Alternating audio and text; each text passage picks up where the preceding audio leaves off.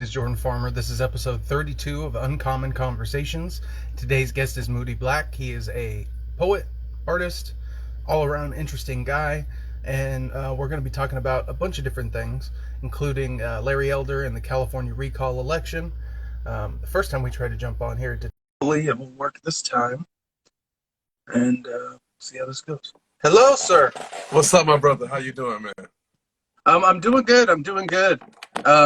I was thinking a little bit over the last day or so and thought this would be a great way to introduce things to anyone who doesn't like politics. I'm obsessed with it. I love it. I love learning. I love talking about it. And the last 24 hours have been really hard for me mentally, dealing with the darkness of politics, dealing with how toxic people can be, how willing to not think or consider the other side, and just a little bit of hopelessness.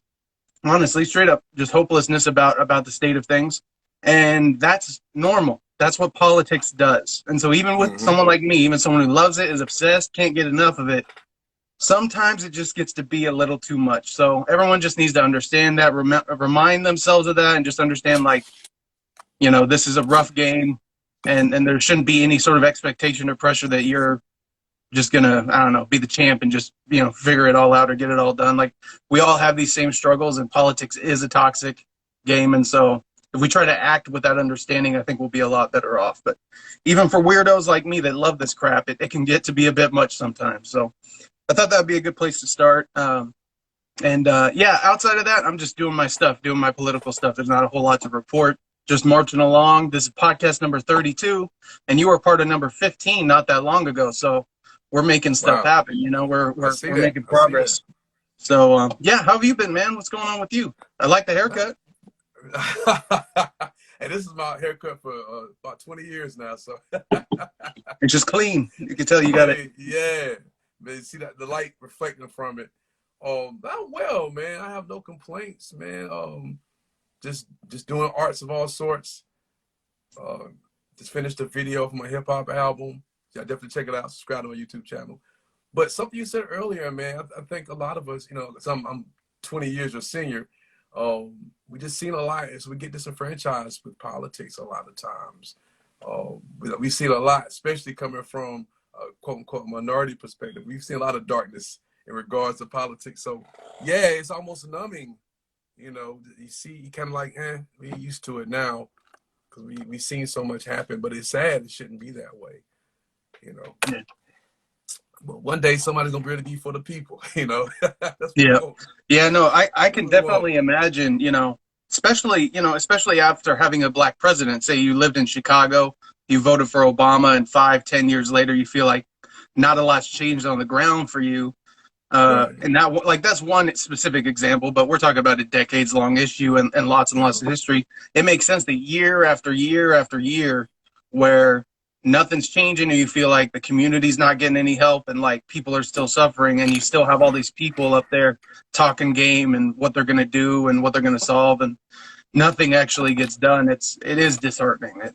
And the more your personal people in your life or your community has suffered, especially as a result of politics, I think that'll just make it all, that much more difficult. And it's very easy for me, especially for me, to get a little resentful and to be like, is it worth putting in the work to try to solve these problems? Now I immediately answer that question with absolutely it is. I'm too much of a human and too much of a man to say no and to walk away, but it's not fun. Certainly it's not fun. It's not always, rosy cheeks and beautiful words and great speeches. It's work, and it's a struggle. And it's good to be able to be cognizant of that and to be able to bulldoze past that when you have to. Right. I definitely agree, man. You gotta have a heart for it, man. You gotta have a heart. That too. But for anyway, sure. man, I'm honored to be here again. Thanks for having me back, bro. I'm all for it, man. I think this is a healthy avenue for us to, despite we have different perspectives, to still talk about it, be able to discuss it, and hopefully we both leave with something that we can take back and chew on. Absolutely. And digest it. So I'm all for it, man. I'm all for it. So, yeah, this is the only way we fix the damn thing is talking it out. Right. I totally agree. Totally agree, man. Totally agree.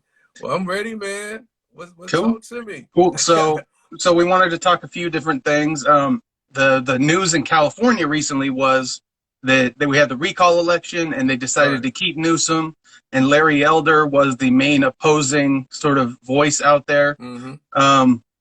What are some of your, if you have any, what are some of your base thoughts on that? Because you don't live in California, so you're coming from an outside perspective. Right. And that's all I can offer. Definitely being on the East Coast in South Carolina. But, you know, I'm very familiar with Larry Elder from way back. He's been a figure that's been around for a long, long, long time. And like I said, I can only give my perspective from outside looking in, because it's different when you're in the house. I'm outside your house talking about what's going on in your house. So I try to be as cautious as I can. It's a big house. It's a very big house, very big house. But just from my knowledge of him, he has some things I can dig, but there's some things I scratch my head on just for who he is.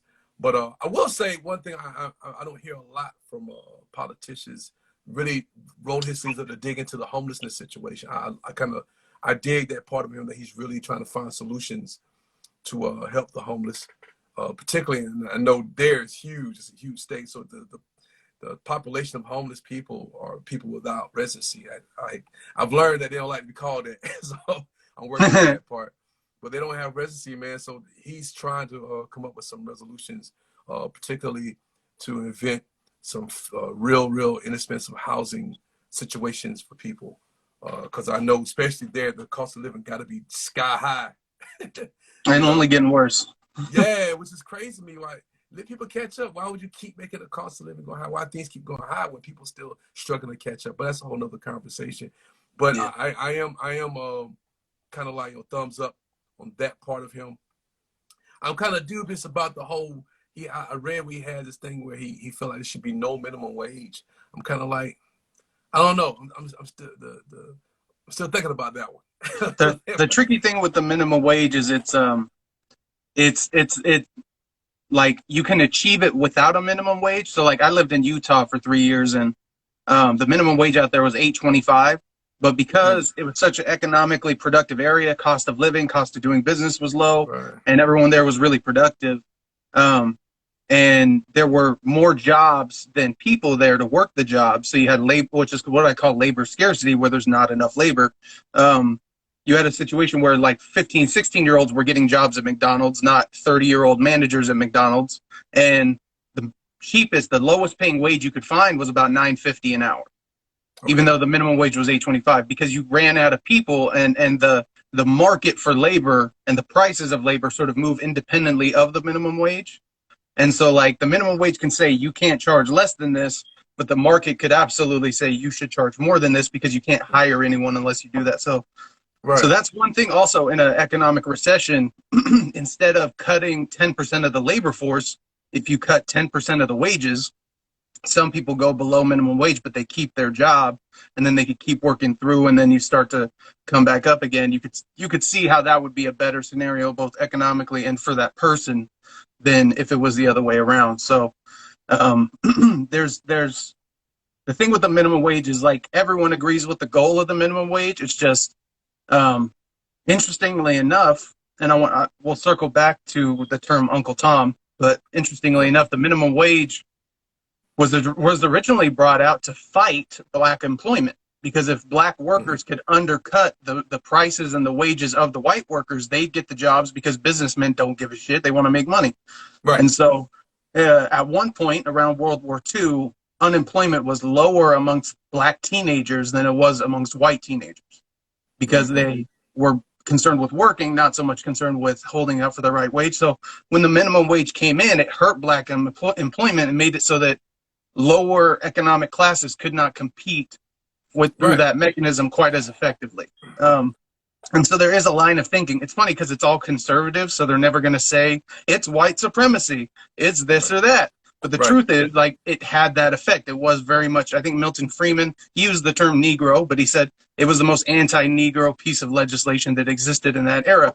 And I disagree. I think Jim Crow was worse, but way worse, my friend. but I see where he was going with that. You know, everyone in politics wants to overstate things and have hyperbole and be like, it was the worst thing. But you could definitely say it did some damage.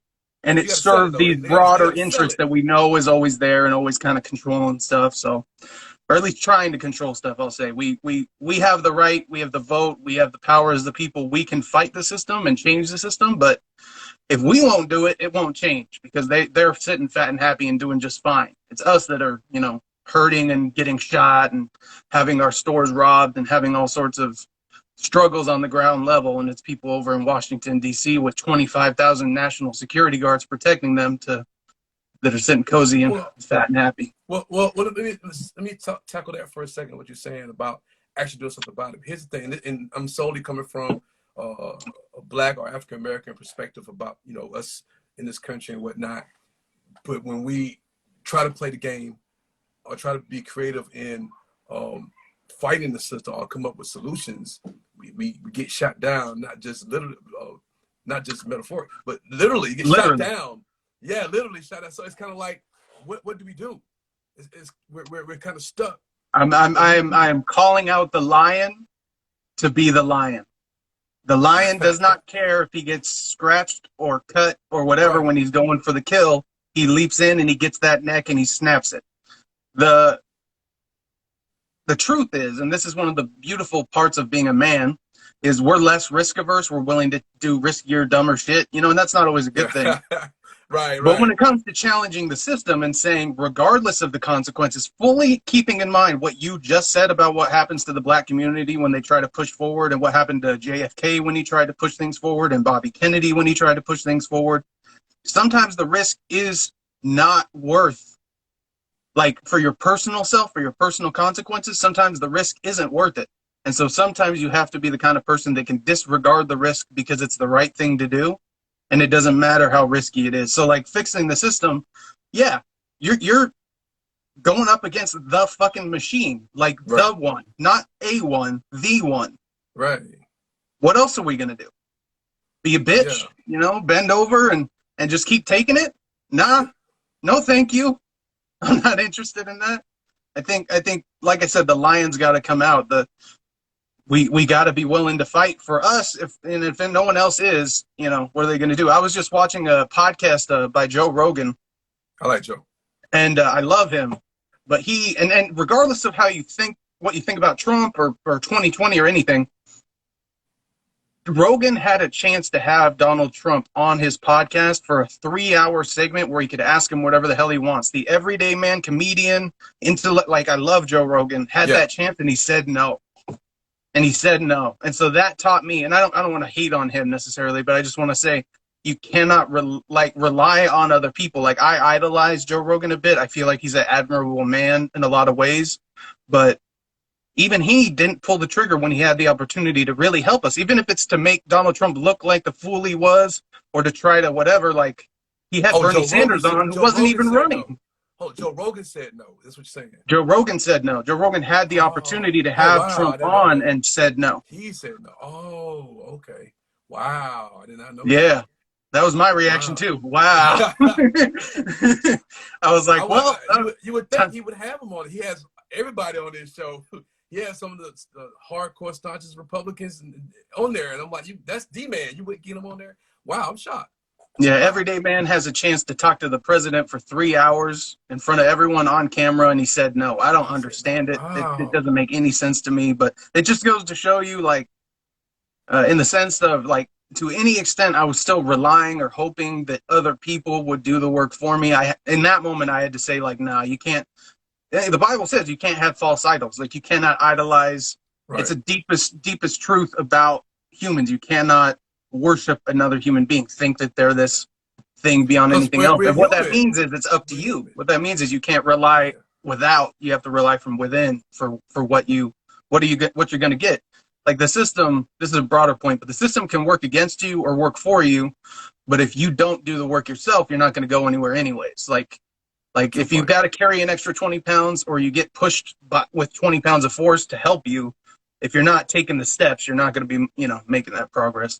That's a broader point, but I always try to balance out understanding how the system works and understanding what we can do as individuals should we make the decision and the choice. I wanted to talk about the term Uncle Tom.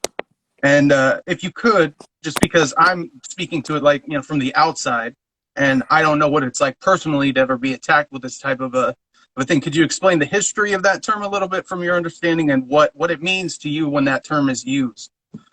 Well, historically, just briefly, there was a publication called Uncle Tom's Cabin, and it was just a collection of news and stories in the Negro plight, as it was put back then. So initially, the term Uncle Tom didn't have a derogatory attachment to it, but what we in the community, in the Black community, African American community, call someone Uncle Tom, they don't have our interests at heart, and they look out more so for the oppressor.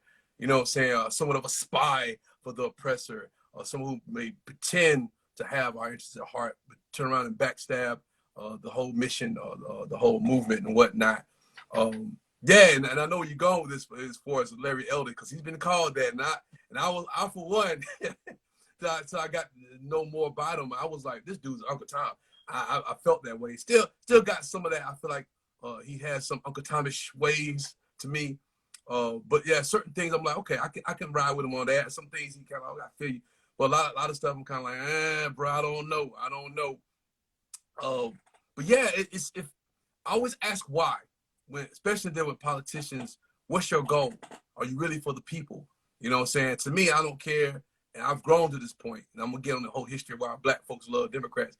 But I'm to the point, I don't care what party you're in. Matter of fact, I hate it because some people got to be attached to a party. I want somebody who care about the people, period. You know, you gonna do what's right. You know what I'm saying? That's my whole goal, which do what's right, man. Help these people, help, especially from my position, help my people. We need some help. So yeah, he was one of those people I'm like, I don't know. But for those out here listening, we in our community, what has evolved, or how the term Uncle Tom evolved into, or what it evolved into, is someone who do not have our plight, our movement at their heart, is not at the forefront of what they're trying to do, and they're more willing to sell us out, or rat us out, or let us be more oppressed by the oppressor than to really help our plight. So that's when you somebody say that person Uncle Tom, that's what that means. Okay. Yeah.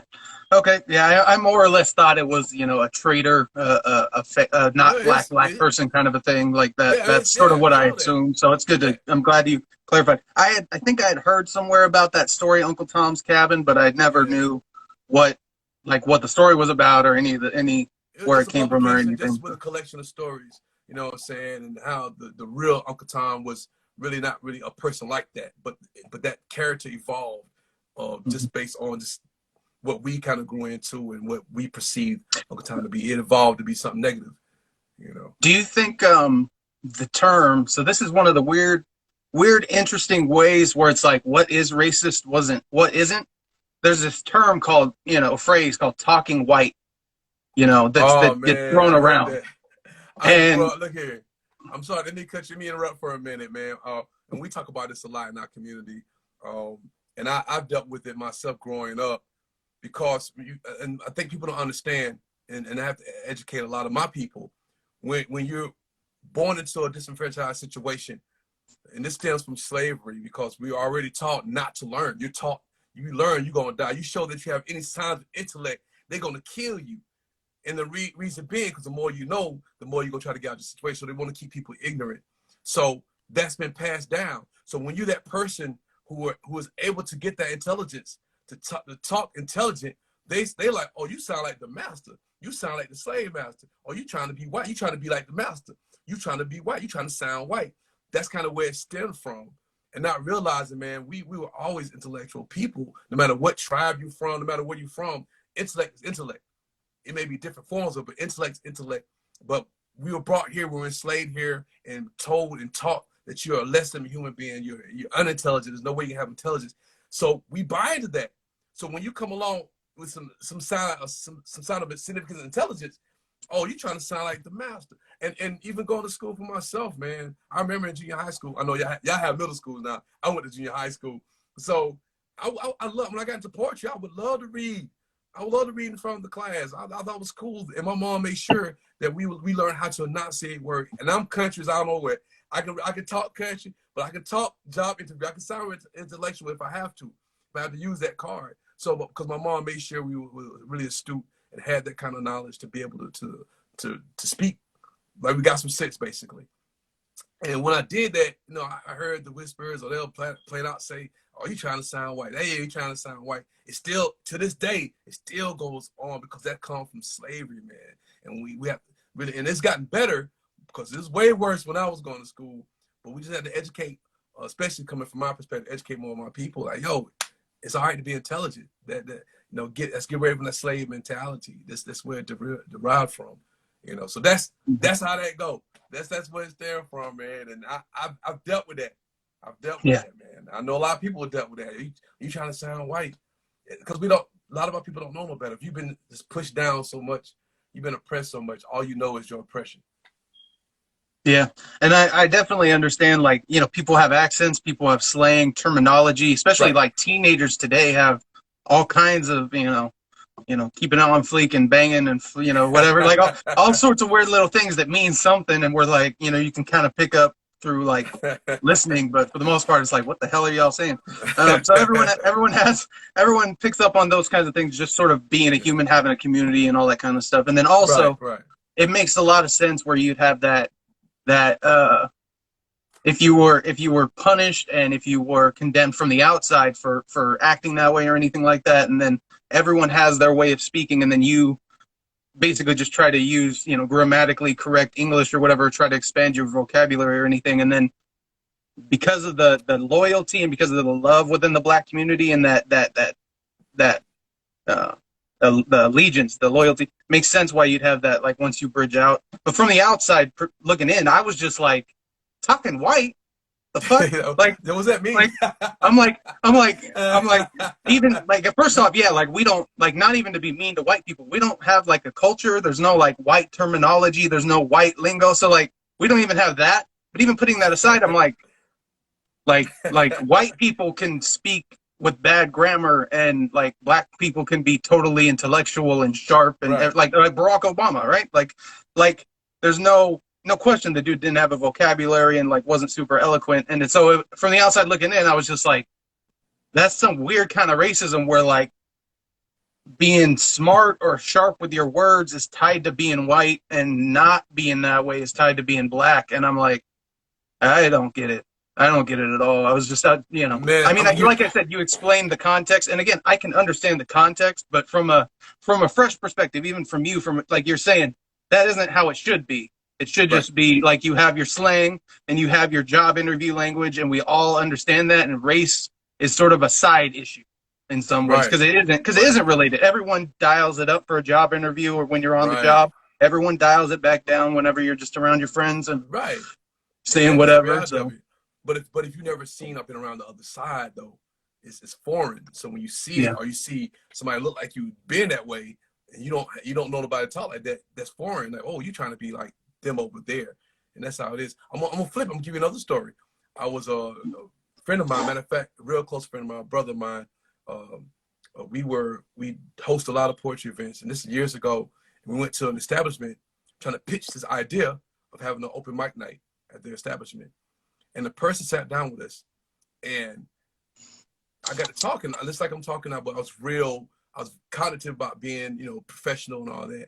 And he's listening to us talk. He interrupted the conversation. Man, you talk so well. Like, he was just sitting there. It was a Caucasian dude just sitting like, wow, you really talk so well. And I'm just like, in my head, like, are you kidding me? We conducting business, bro. Conducting business. But he was shocked. Because I already knew where that come from. I can tell by his soul. I just looked in his eye like, you just not used to no Black person sounding intelligent. It just threw him off. He was like, oh my God. I mean, just disregard whatever I'm pitching to him. He's just like in awe that I'm sounding intelligent. So yeah, we get those things, man, because we just not used to those on both sides. You're not used to that. You formulate those things in your head. We got to change it, baby. We got to change it.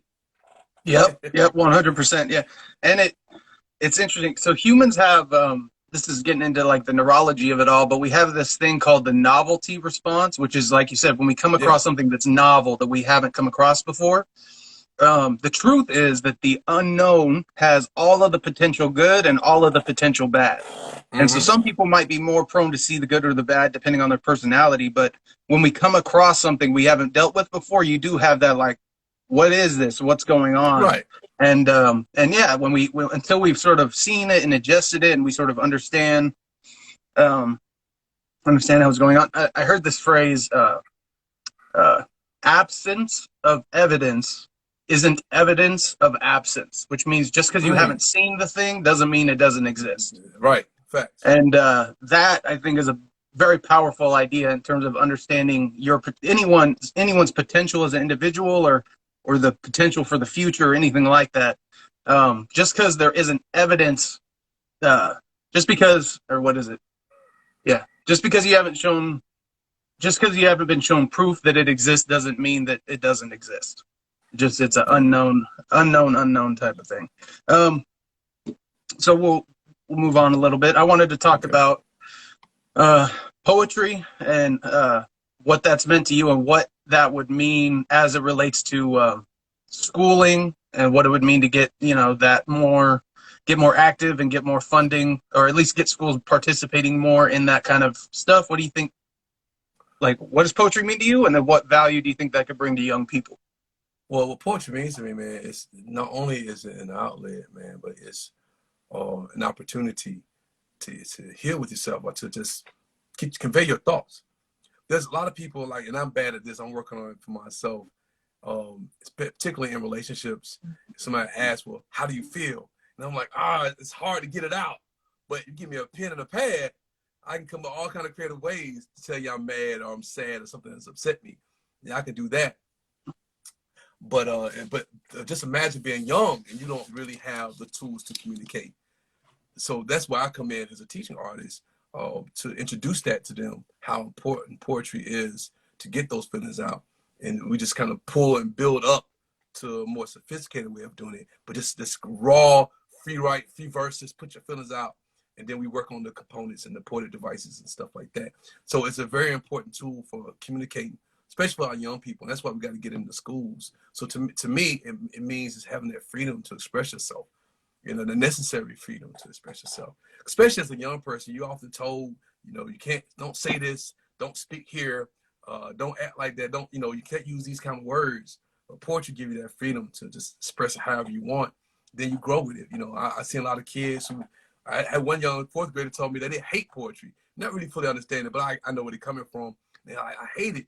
And I ended up teaching them how to write haiku. And we had a haiku slam my last day of the residency. And that same kid who said he hated it ended up winning the haiku slam.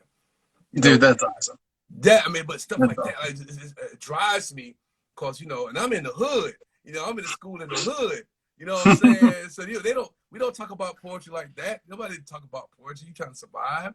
And this kid, and I came back the next year, he was ready. So I'm going to win this year. I'm trying to win it again. He didn't win, though. But he was excited when I came back the next year. You know what I'm saying? That's so cool, man. And yeah, sometimes it just takes a gentleman just like yourself, a man, no question. There's no, oh, he's actually a sissy woman or whatever. Like, there's no, you got that energy locked down. So for a man like you to come and say, express yourself, process your emotions, get your voice out there, and that's an important thing to have as a young person. I think that's a beautiful thing to have that kind of impact on someone like that. I think that's important, because I know as a dude, there's not a lot of outlet. Like, men don't talk about their feelings. It's not like that guys are consciously like, all right, guys, we're not going to talk about our feelings, right? Like that we never had that meeting, but we just don't really process things quite that way. And so there's a lot of times where you got to be there by yourself, and there isn't a way outside of yourself to get the ideas out, unless you can write it down and see it outside yourself and process it from that other perspective. And this is an interesting random thing. I had a female youth pastor when I was going to church in my teen years, and I don't know if she had any background or anything to do with any of the good sides of witchcraft or rituals or anything like that, but we did essentially a Christian ritual of sorts, where we wrote down all the lies we believed that the devil was telling about us, and we each took a little verse out of this little pot. We put a bunch of verses in the pot, took one. Mine was the lie was that the truth was that I am accepted, and the lie was that I'm not accepted. That's the one I got, and it really hit home for me. I went home, I wrote down on a piece of paper on both sides a bunch of the bad things about me that I felt like weren't true but kept repeating in my head. And then I went outside and I lit it on fire, and it Mm-hmm. burned off. And once it was gone and it burned off, I physically felt a weight come off of me, Yep. That's like how a it works, man. physiological gravity change. And I was like, what the? Like, I was tripping there for a little bit. I was like, what is that? And I don't know if it's, I think there is a power of ritual and a Yeah. power of our subjective consciousness doing things. Like, I think that has its own impact. That's where a lot of the, um, whatever you want to call it, placebo effect stuff with this stuff comes from, where people are like, I tried it, I didn't get anything from it, and someone else tried it, really thought it could do something and got Right. something out of it. There's certain things where your intent will actually make the difference between whether or not Yeah. you get something out of something. But anyways, that was a really cool little thing, just to show how writing something outside of yourself and having that Mm-hmm. kind of an exercise can be very powerful, with the right intent and everything else like that, Exactly. and the Absolutely. right goal. But that was definitely a big moment for me, realizing that writing could have that kind of a power, and that kind of a healing power, Indeed. processing things and stuff. So, and one of them, just for full transparency, I think one of my brothers is watching this. The big lie that I wrote on the back of the paper was that I am my father. Mm. And that was the big one I had to get rid of, was this idea that, because biologically I was 50% of him, I was raised by him for many years. There's a lot of influence, and there's a lot of individual similarities between me and him that tortured me for years, and that I had to make peace with. And so that, literally half of one of those sides of the paper was I am not my dad, or was I am not my dad, or was I am my dad, and then I burned it because it was the lie, whatever the way of it working out was. And so, yeah. Anyways, that, I'm sure a lot of people out there struggle with similar things, so I thought I'd share that just to put that out there. Thanks for sharing that. Thanks for sharing that, bro. That's big. That's big. So, what other than the one kid that didn't think poetry was cool, like what, or even with that, but sort of what are your observations generally for how kids receive poetry, and what are their obstacles? Like, how do we get people more connected to this, and what is the average 15-year-old's issue with getting more connected to this? Well, one, from a teaching artist perspective, you got to make it fun. You got to hook them in. You can't come in there, well, today we're going to just do poetry and just put the hammer down. You're gonna scare people away, but you got to have some kind of way to connect. You got to remember, you are a young person too. You're a young person as well. You got to come in thinking, how would I want this guest teaching artist to come in and talk to me? And you got to have some kind of way to connect and to be able to understand how they talk. I know we joke about the different Legos and stuff they got now, and how they talk, but you got to be kind of in tune with that. You got to be able to understand it at least, and not to go way over your head, because they'll sniff you out. They know you ain't real. They'll sniff you out, because you got to think we were young too. You got to think the same way they would think, and usually I would start off, not only introduce myself, I would give a sample of something. I'll do a rap, I'll do some of a poem, something to bring them in. They okay, this is pretty cool. Then and talk a little bit. Let them know, hey, we're not gonna judge nobody here. We're not gonna judge no one about expressing themselves. Let them be comfortable enough to express themselves. Like, it's cool. It's cool to say how you feel. And I always use examples like in pop culture. I don't care what kind of music you listen to. I always ask them, who likes music? Well, everybody likes music. Raise their hand. Now I ask, what kind of music you like? They get a kick out of, oh, I like country. I like rap. I like R&B. And that's how I come in. Oh, it's cool. I said, if you take the beat away, what you got left? Lyrics. Words. You got lyrics. You got poems. Those are poems. These people you like are poets. That's how I bring it in. That's cool.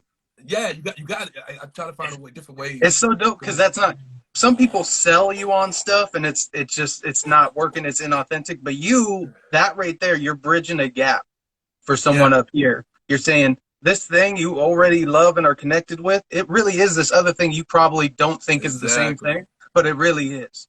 Exactly. That's freaking cool, man. That's amazing. And because I really put myself in their shoes, I would want somebody to do that to me, because I love music. So they would have said that, oh, okay, I'm listening now. Sometimes I see a head or two come up, and they start talking about certain song. I may bring a certain song up, with some Billie Eilish or some old country singer or whatever, some hip hop. I may quote something. I may ask a trivia question, And a lot of times I do like a T-chart. I'll put poetry on one side and I'll do music. Now I just make a list. What is poetry and what is music? Now I draw a line. Look how similar they are. The same thing, you know what I'm saying? So that's how I often begin it. And we just go from there, man. I get them to them know it's cool to share their feelings, you know. And I give them actually cool writing prompts, you know. And I try to encourage all of them. Hey, we're gonna do this. We're doing this together. So nobody's gonna feel left out. You're not gonna feel like somebody pick on you, like you're the only one doing it. No, we all doing the same thing. We're in this car together. We're gonna ride together, you know. That's awesome. Yeah, I would love to see education really revamped in this country. It's been, when I was there, I felt like it was soul sucking, and I feel like it's probably with masks and at home through a computer learning and all this stuff, it's probably only gotten worse and more difficult. And my 10-year-old, he was 9 at the time last year. That virtual stuff, he struggled, man. He struggled. But this year he went back in school. He's making A's and B's. You know, that's awesome. He's got a mask on, but I think he's one of those kids. He just need to be in the actual room and see people and touch and feel. You feel that energy, you know, and has to be told to do something. He can actually move around. But having to sit at a desk for 6 hours struggle, man. That's a big struggle, man. And some people, it's really cool how all the different ways in which people learn. Like, I was one of those kids in the classes. Some of the classes I was slow in English. I just all the specific grammatical rules and all that kind of stuff, I just could not remember it very well. But in math and stuff like that, I got that stuff pretty easy and pretty quick. And so you'd have moments in the class where sometimes I was asking my friend for help because I didn't pick up on that or didn't know what was going on with that. And then other times I would be the one helping them understand what stoichiometry was in chemistry or whatever maybe. And because I knew because like when I was like 14 or something, I sort of learned what a good and a bad teacher was, because I realized like the honors student teachers were used to just telling the kids what to do and they went and did it because they were really hard workers and conscientious and all that.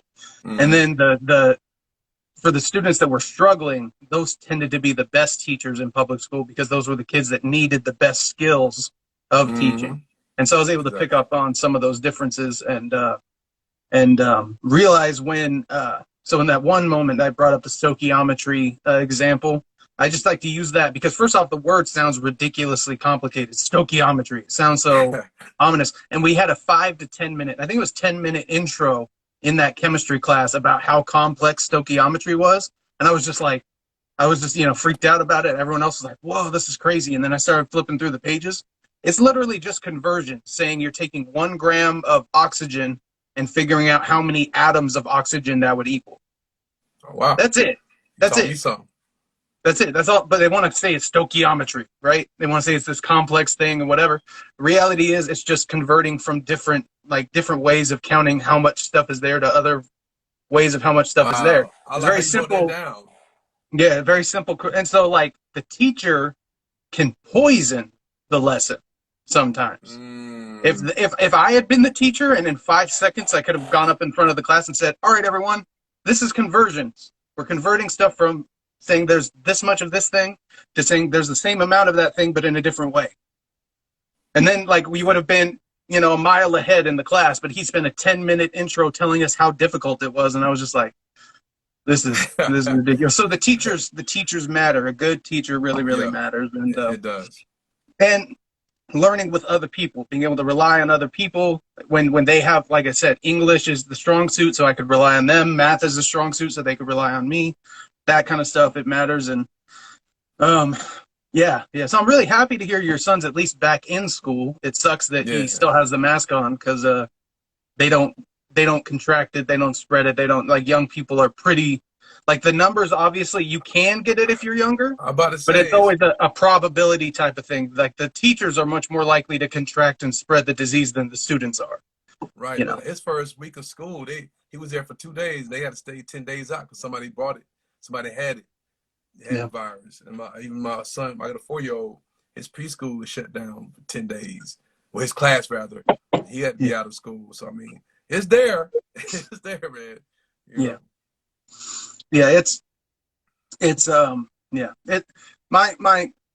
One of the more important observations I've made that's probably unique to me is that the best way to control the masses is with a real problem, like is reacting to an actual problem. So like if we had 9/11 where you have 3,000 Americans die, well, then we will do a lot in response to handling that problem. But if they were just telling us without that event about how dangerous terrorism was and how they wanted to spy on all us now with the Patriot Act without a 9/11, well, then that's not going to fly. And so Right. even if it's a real problem, they can manipulate that and use that to create certain ends and stuff like that. So for me, like Facts. the Delta variant, it spreads more, but it doesn't quite kill as much as the original the original COVID-19 strain. They sell it, but they sell it like it does, you know. Yeah, and exactly. So the when we didn't know what this disease was we didn't know how deadly it was. It was worth considering it like as the most dangerous thing because you didn't know. But once we sort of realized it's just a really, really bad flu that Really like bad certain flu. people should avoid and stuff, like we should have gone closer to normal. And the thing is, a bunch of other countries did, like Sweden and Switzerland. Yeah, Norway just shut everything down. Everything All down. of the COVID restrictions, everything, just took them all away, went totally back to normal. And it wasn't even because of any data or any shift in vaccinations. It was just because they're like, hey, this is enough. This is enough hysteria, enough craziness. Like, we just got to go back to normal. And if people die because of the flu, people die because of the flu. And so, and there's room for middle ground there, but with life, you always have trade-offs, and whatever action you take has consequences. And it's very easy to say, there's this threat of COVID-19, so we will take these actions to protect you from COVID-19. But then there's, well, what does that do? If the kids are in home more and they're getting abused more, and we saw domestic abuse go up, skyrocketing, That's the sad part. what does that do? And then you talk about people losing their jobs. Like, there's a lot of people who are in the healthcare industry in New York State, in New York City specifically, I think, but in the state that are mandated to get the vaccine now. And like, there's no testing, there's no alternatives. You get the vaccine or you get fired. They're quitting. And so you have mass numbers of healthcare workers quitting, which means a bunch of people aren't going to get the services and the healthcare they need. And so a bunch of people are going to die because of that. Exactly. And so you think you're fighting this one thing, but there's always trade-offs and consequences, and you got to weigh the consequences of various decisions. And so anyways, I think when we didn't know, when this was worst case scenario, we got to be prepared for that. I understand you respond worst case scenario, but around July of last year, we should have dialed things back and realized that it was not like we got through the first wave, the worst of it, and now, we got to calm it down a little bit.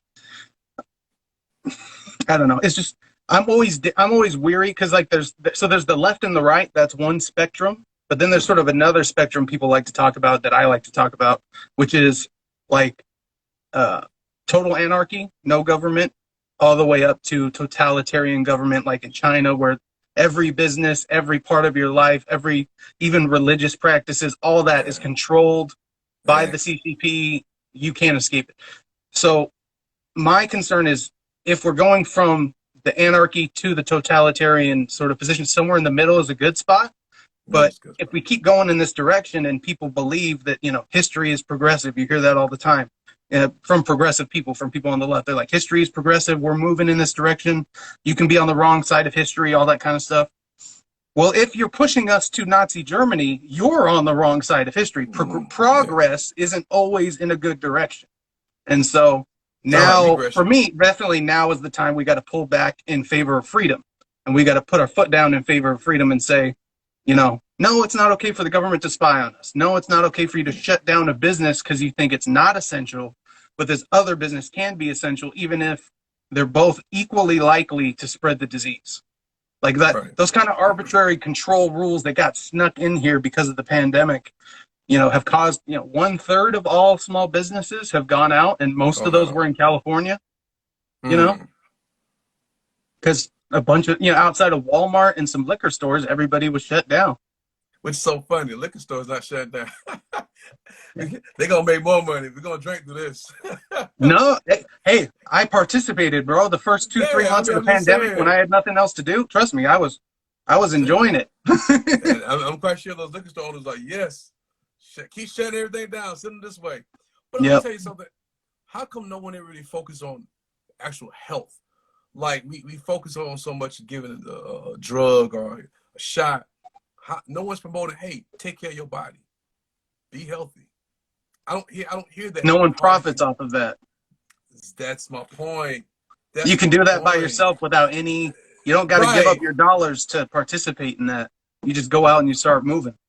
But that's my point, man. I really work on my health because I'm getting older, so I'm more cognitive of what I need to do for my body. But I notice that no one talks about that. You know what I'm saying? Yep. Because most people that's dying from COVID, I mean, sometimes things has happened, but those people, most of the time, they ought to have pre-existing health conditions or something's going on.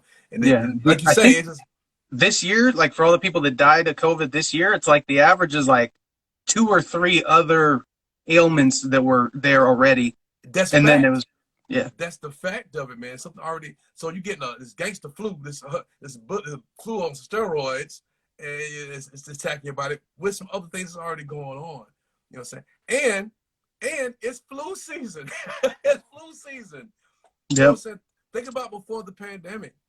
There were so many hundreds of thousands of people dying every year from the flu anyway. So are the numbers that significant of a change? Yeah. Well, yeah, because it's interesting.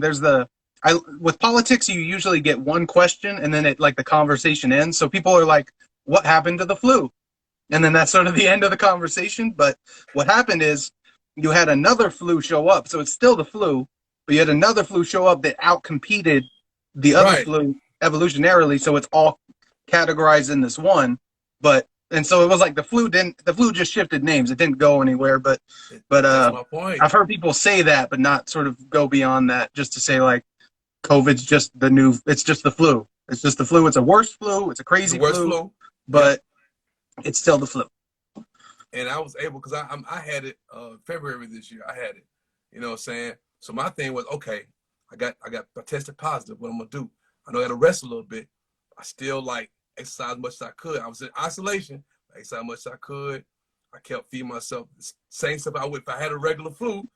A lot of fruits and vegetables, juices, soups. You know, I would still have that one meal a day, still getting my regular stuff. Like I try to pretend I wasn't sick, Mhm. basically. You know what I'm saying? 10 days off, felt great, and I've been feeling great since then. You know what I'm Yeah, saying?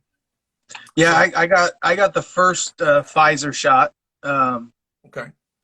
earlier this year. I think around March or April or something, and that kicked. Now I got sick 45 minutes before I got the first shot. I started Oh, in the wow. car in line. I started I'm having sorry to laugh symptoms at and you, but feeling sick, and so I was just like, am I not going to get the shot? Am I just going to keep on going through it? I don't know. So I still got the first one, and then that was the worst I felt my entire life for 5 days. I was just on just my dick beaten into the dirt. Like it was not fun for 5 days compared to other flus and other times I've gotten sick. But because I got sick right before getting the shot, I can't really say what it was caused by. right. Um, and uh, and uh, I don't know. On that sort of track, all I can say is like some people would be better off getting COVID than taking the shot. What people don't know is some people have genetic conditions that predispose them to like having issues with vaccines. And here's the most important thing. This is, in my opinion, the central way to understand the propaganda. There's no other word for it. The propaganda of Propaganda. this I moment. agree. Everyone can tell you to go get the vax, and no one will say anything.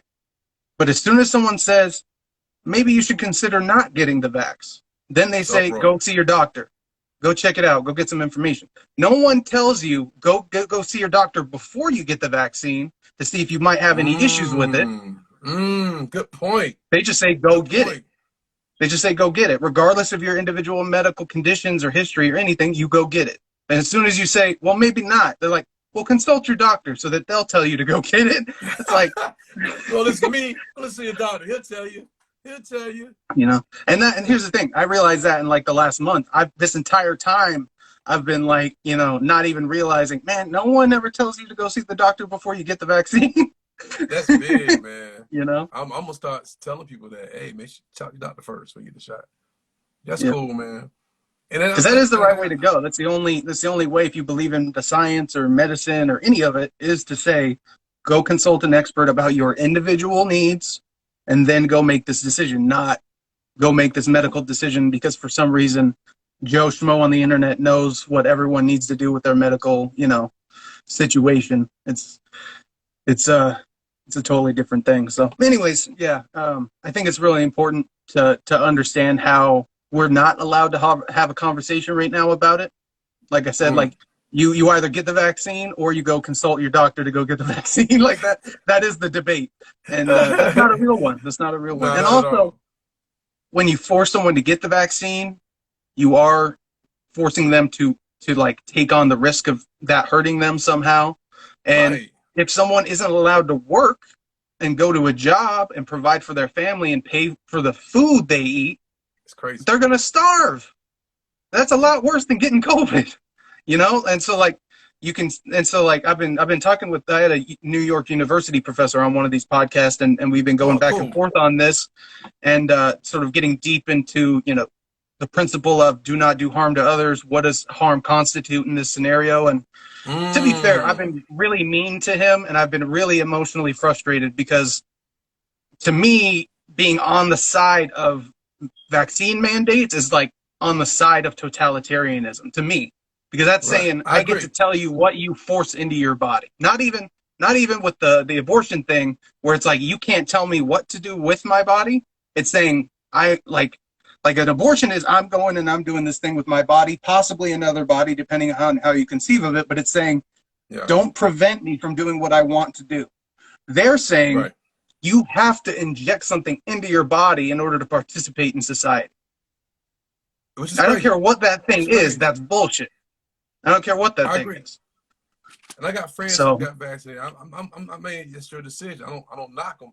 But don't knock me because I don't want to do it. You know what I'm saying? That's how it's been, and that's ridiculous to me, man. It's very ridiculous. But I really it's almost like the mask and the vaccines are like the golden star of David for being against Trump. It's like if you were one of those people that was like militantly in that game, you're still militantly in the game, but it's some other things. Because it's interesting, like the black community is the least vaccinated community by racial demographics right now. Like you guys, because of all the shit, because of all the history and all the dirty shit that the government and the military has done to black people, it makes sense you guys are going to be skeptical. But the Democrats are still saying it's the Trump, it's the anti-vax Trump Republicans.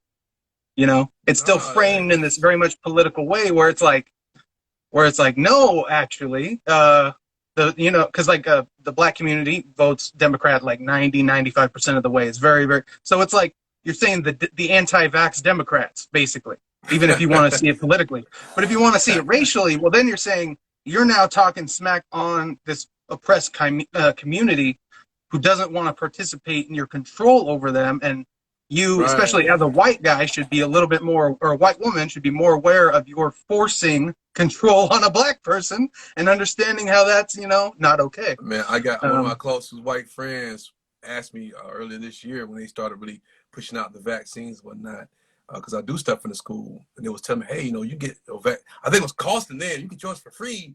I was like, nah, and it was like, why not? I said, well, historically, man, we kind of have a bad rap with injections of any kind that we're not they've sure lied about what they've injected us with before. Tuskegee experiments and things like that.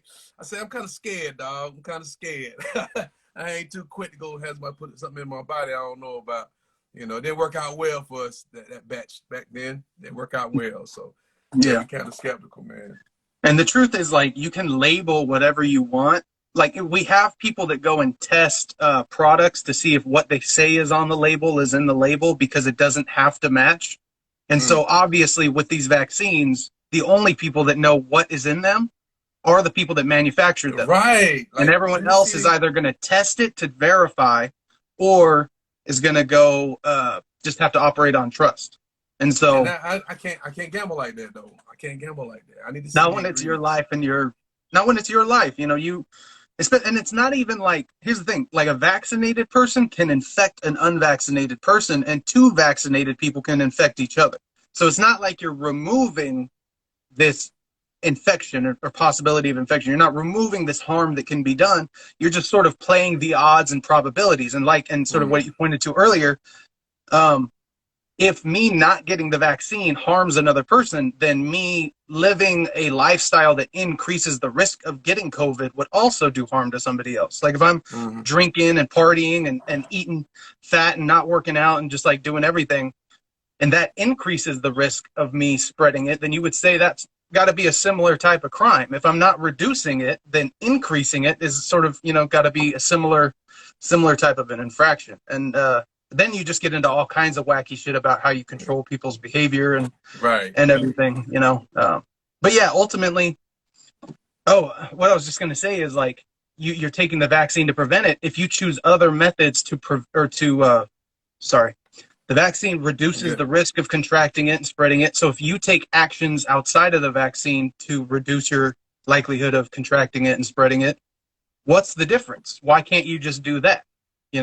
Why can't you just take your other precautions you want that you're more comfortable with, instead of, there's one thing, and like my grandparents are vaccinated, a bunch of my family's vaccinated, my girl's vaccinated. So it's not like I've always had an issue with the flu vaccines because the flu evolved so much. You're just always playing catch up. And so I was always like, I'd rather have an immune system used to fighting the flu than play this sort of secondary game. But outside of that, and in terms of the science of vaccines, I'm all for it. I don't have any like we use the best example, the polio vaccine when it came out. Yeah. They did not. So it was a virus that they tried to beat down and make weak to give to you to do that. It was one of those vaccines, and they didn't do it enough. So they gave thousands of kids polio. Because they manufactured it wrong. And Pfizer just had an issue with their Chantix product, the one that helps people quit smoking, having a bunch of carcinogens and cancer-causing things in their product for like a year. It was being manufactured for like 16 months before the FDA picked it up. And, what are we, 10 months into this vaccine? There's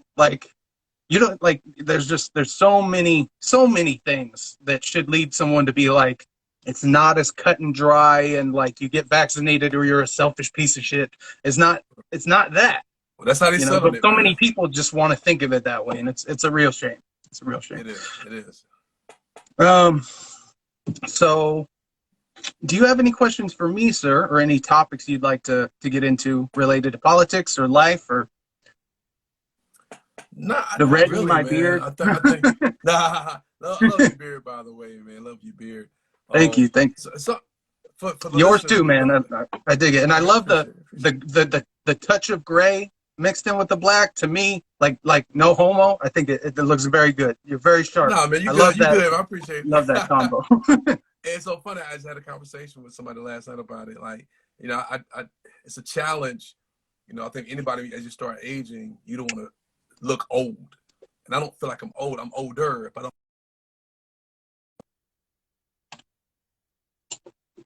I can do a lot of stuff, so I don't feel old. But you can't hide. I mean, I guess I could. I don't want to diet, so that's always the battle. Do I diet? Do I want to still look old? I mean, look young. But everybody I talk to, like, no, keep the salt and pepper. You look distinguished. Keep it always sexy. Blah blah blah blah blah blah. I'm like, okay, okay. And I don't know, man. I don't know. I vote for keep it. I'm looking forward to the day where I have all white all throughout here because I think it'll look dope. Personally, like I'm looking forward to the day where all the hair changes. So maybe when I get there, I'll feel differently. But it's pretty cool. It's growing on me, man. I'm not messing with it because one thing about dyeing it though, it changes colors, man. So I don't want to go discoloration with it. So you don't want to look like Chuck Norris. Have you seen Chuck Norris with like the painted on red hair? His beard has gotten so thin in his old age where it's like spray painted, and not even like because like when I had my stuff cut, when I had my all this cut like a month ago or so, he did a little spray to try to like sharpen this line out a little bit, and I didn't even like that. I thought that looked kind of fugly, but Chuck Norris is just nothing but that. It's going to cut us off in 10 seconds, so we'll hop right back Okay. on and keep going. All right, no problem.